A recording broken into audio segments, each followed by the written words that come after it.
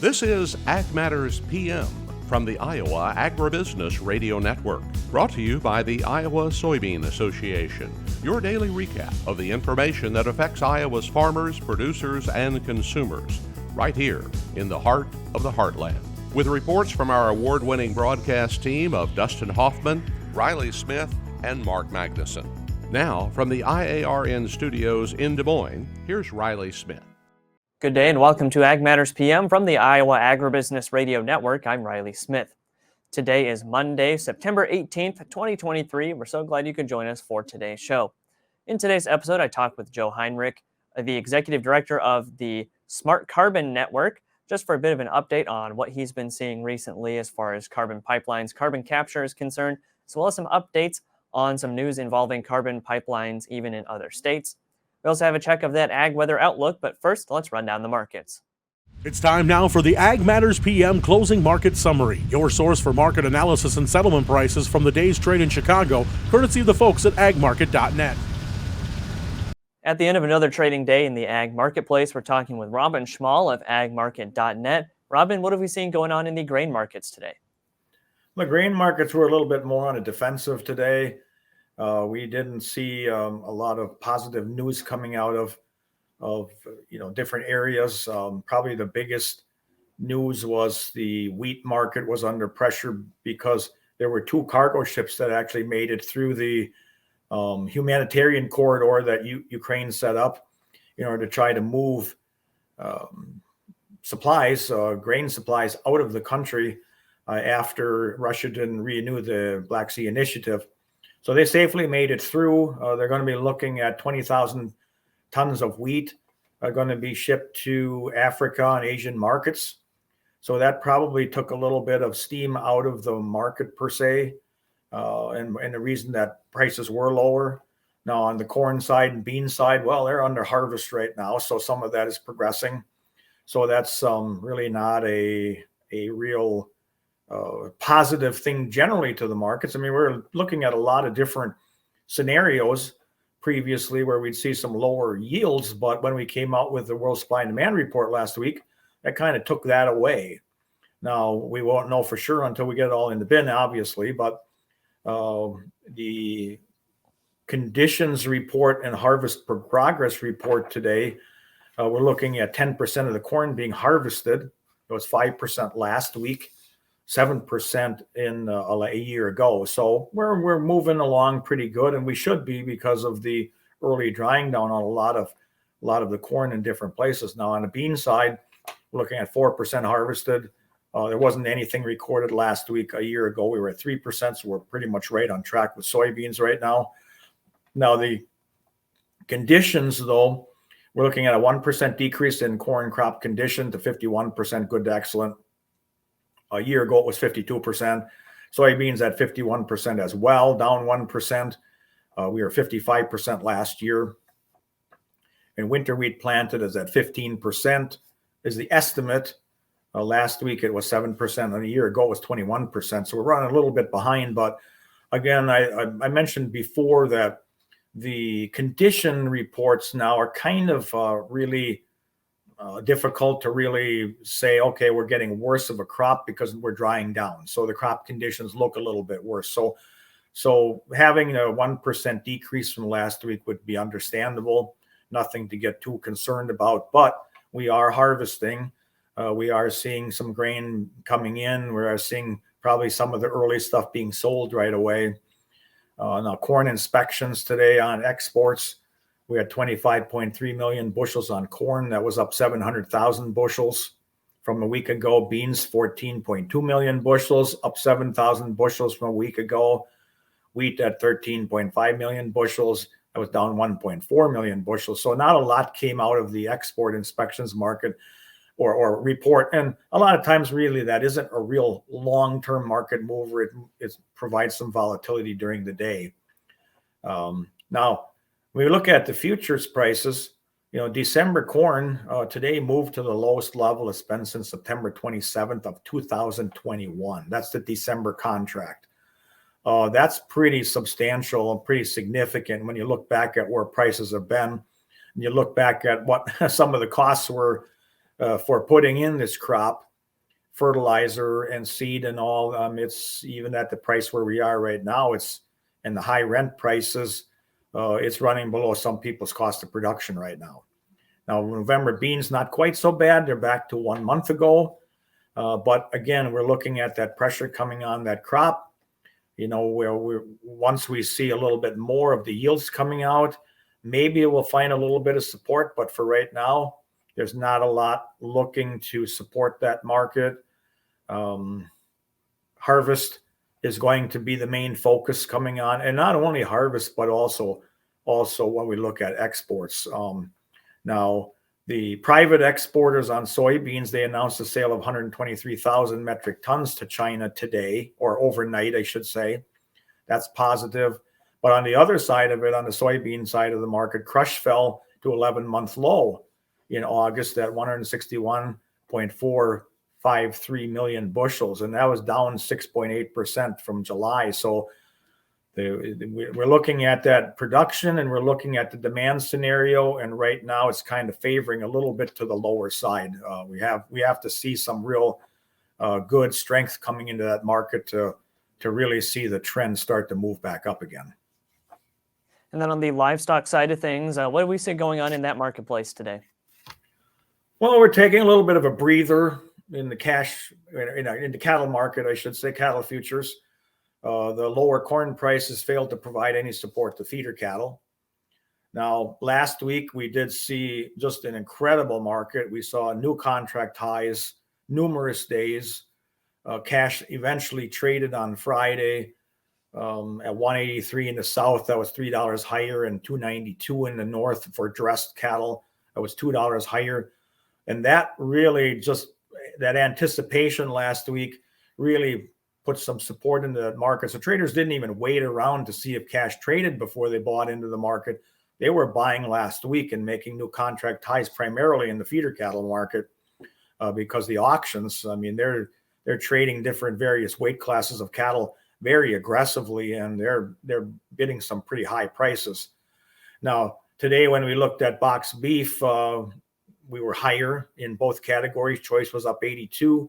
Select up $1.47. That was on the midday report. And the cutouts,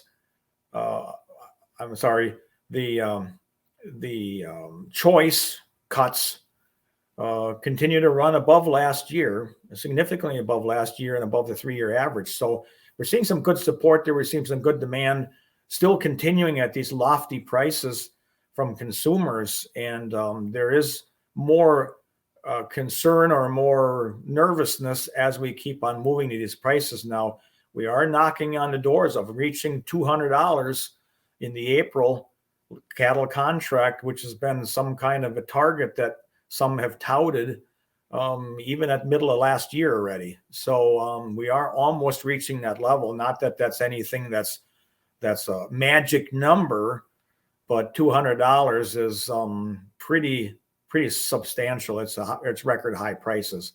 I mean, the hogs, October was the only contract posting a gain. Not a lot of movement in there today.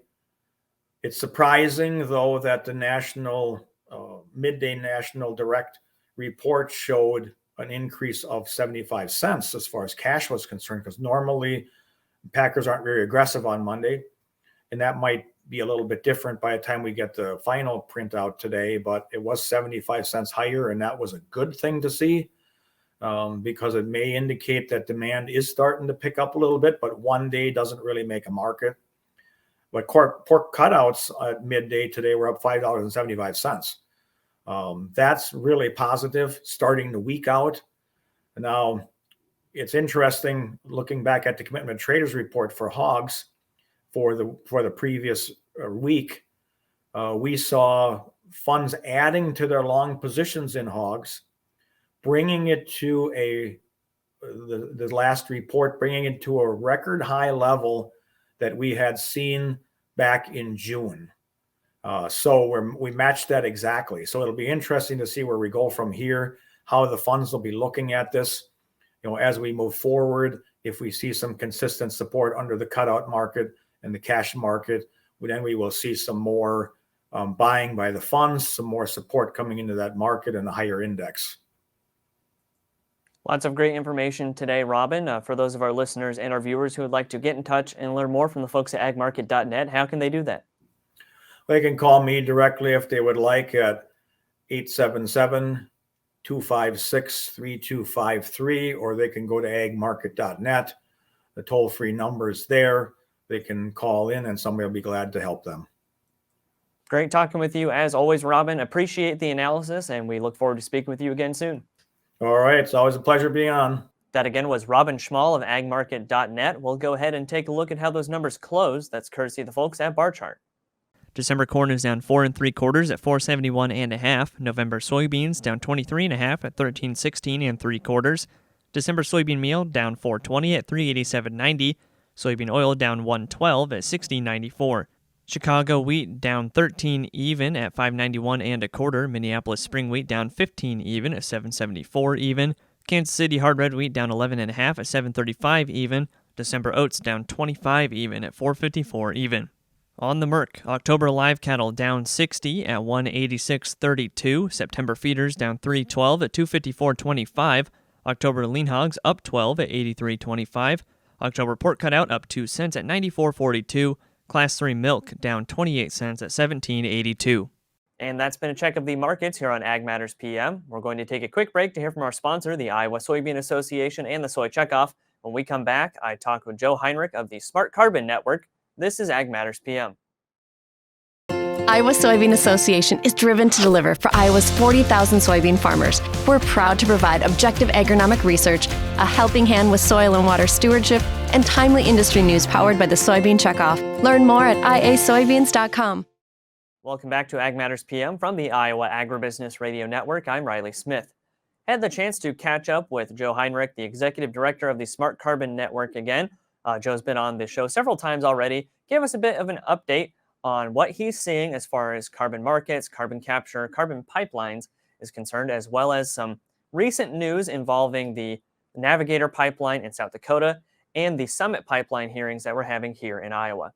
Joe, we've talked a few times here on the network already. Great to catch up with you. Just first off, give us just maybe a bit of a state of the industry, what you've been hearing from farmers on carbon markets and that marketplace in general right now.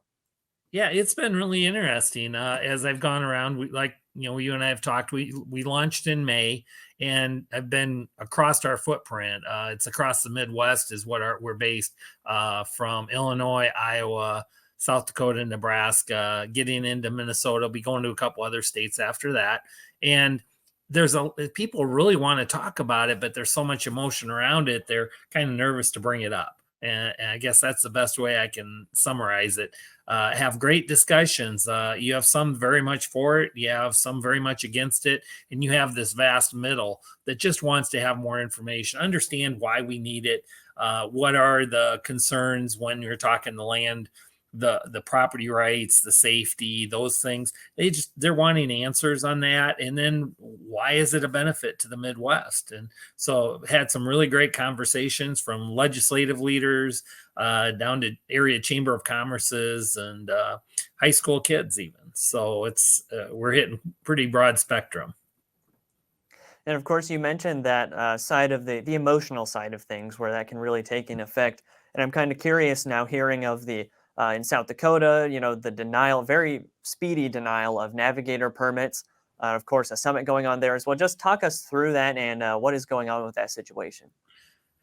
Yeah, for those of you who haven't caught all the information on that, the Navigator spent, I think it was like 3 weeks up there kind of laying out their case. And and then PUC is what it's called up there, Public Utilities Council, I believe it is. PUC, we call it. It's the same as Iowa's IUB, just a different name. And anyhow, they came back and said that they weren't comfortable that they had all the answers they needed to make a decision. And so Navigator is right now deciding what they want to do next, how they're going to proceed. I don't have an answer for that because we don't work with them other than when we have a question that is specific to the pipelines when we ask them. So not sure what they're going to do. Summit was really interesting because then basically went and it was all about the county setbacks that some of the counties up there had actually done setback distances, and the PUC up there said that overrides state and federal regulation. So that's a lot of what happened, was because then both of them had said they couldn't work their plan with those local regulations. And so Navigator was the first one, and then Summit went really fast because they said, well, it's not going to work the way it is. And so Summit was, doing the same thing, I'm sure, right now, trying to figure out where to go next. And it really gives us a time to discuss this whole thing more. There's so many questions, a lot of fear involved with it as far as what does it entail, but there's a lot of opportunity, and we need to talk about the whole picture of carbon capture beyond the transportation system.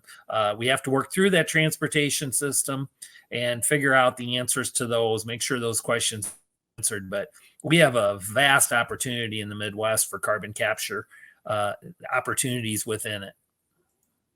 And of course, Iowa having its summit hearings as well. Is it a different story perhaps in Iowa? Is there maybe a little more acceptance, maybe a few more open ears when it comes to discussing carbon capture? It's a different concerns, I would say. I think there's concern in every state. I really have found there are some that are avidly against it, a few that are avidly for it, and then this vast middle that just wants to understand it better. And so I think it's the same thing. It's funny that up in South Dakota, a lot of it had to do with property rights. I forget how many court filings they had with Summit already for eminent domain. And so that was a big thing up there. The bigger thing I'm hearing in Iowa is land reclamation. And, how are they going to put that ground back? Is it going to be as good as it was before? How long will the land show it when it goes through that 50-foot stretch doesn't produce as much? There's property rights involved with it too, but actually I'm hearing a lot on the land reclamation part of it down here. So it's, every area has a different concern with it.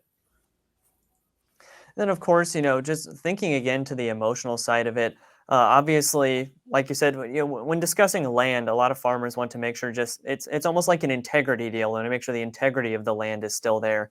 And they might just be worried in general on just, like you said, maintaining that land, making sure it's still functional, still operates as a farm. But obviously, you guys are able to have those discussions, and there's a lot of things that can be talked about when it comes to those carbon capture pipelines, and there are systems in place to kind of help them with that, right? Yes, there is, and I get it.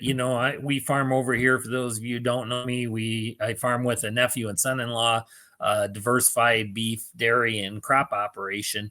And I get it when we talk about the land reclamation part. We talk about the property rights when they come in and talk to it. We have a electric high line that runs through some of our own land. We have a pipeline on one of the farms we rent. So we've been through that. We understand the concerns, and really how I've been saying it is that land is part of the family. So when you're cutting through that land, you're cutting through part of the family. And so you have to make sure it's done right, it's put back correctly, and then it's for a good reason. And those are all questions that need to be answered by folks like me, by those companies that are going to put those pipes in. We need to have that discussion, but there's some good answers. I challenge the landowners to listen to the answers. That's where we're kind of at. But I also challenge the companies and everybody else to have the discussion on it. And it's not a matter of just allowing the carbon pipeline to go through the carbon capture pipeline and then trying to recoup yield losses or any issues with that land. What you're looking at is you're getting benefits from having that pipeline there too, right? Yes, you really are. And that's where I challenge everybody to just listen to the whole process, because I say there's benefits to agriculture and the rural communities now and well into the future. Today, it's obviously with the ethanol. To be able to produce low carbon ethanol, be competitive in that market, get that premium for the ethanol is going to help those producers in each state. It also is going to help those rural communities that have the ethanol plants. But down the road, as we look at this, to make it into a commodity, we can see where industries wanting to figure out how to use this for products. And that's that long term. If we can, as they develop those products, if we can have them develop it in the Midwest, put those industries and their factories and their businesses in the Midwest, that helps our rural development. And that's just vital that we do that. Joe, lots of great information today for those of our listeners and viewers who would like to get in touch and find more of that information on carbon capture pipelines and open up those discussions. How can they get in touch with the Smart Carbon Network? Oh, by all means, smartcarbonnetwork.com. You can read what we're doing, some of the information we have there. Also, if you have questions, leave them. There's a place you can do that. Or if you'd like to visit with me or somebody else of our team, don't be afraid to leave that message also, and we'll be glad to reach back to you. So always ready for the discussion. Great talking with you as always, Joe. Look forward to hearing from you again soon. Thank you so much, and you have a great day. Everybody have a safe harvest also. That again was Joe Heinrich, the Executive Director of the Smart Carbon Network.